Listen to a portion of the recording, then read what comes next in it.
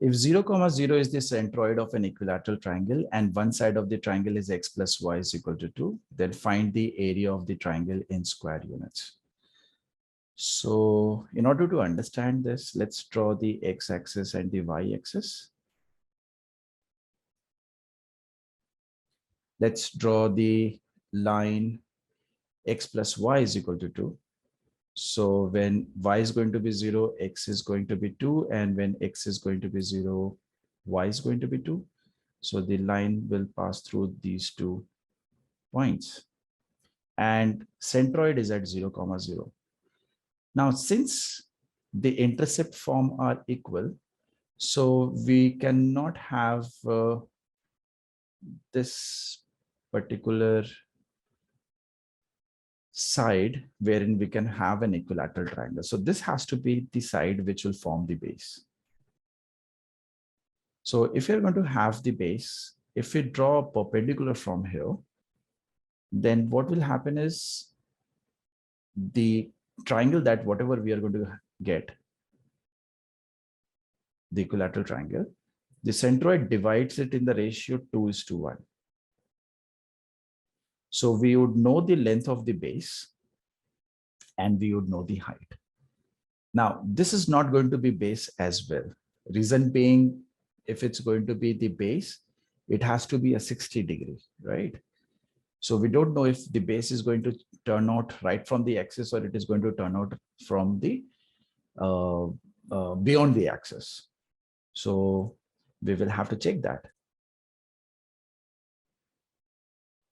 Let's say the equilateral triangle we are going to get is going to look like this. Right? So let's find out first of all, what is this particular length? Now we have a right angle triangle, which is isosceles in nature, where each of the base and height of that isosceles right angle triangle is 2 units. I'm talking about this particular triangle. So if this is 2 units, so the hypotenuse is going to be 2√2. And if you drop a perpendicular, then this length is going to be half of 2√2 because they are going to be equal. So this length is also going to be √2. So if we get this length as √2, this length is going to be 2√2. So the height of the triangle, equilateral triangle, is half into 3√2 so far. Now we need the length of the base. For that, let's say that the side is 2x length. So this is going to be x length.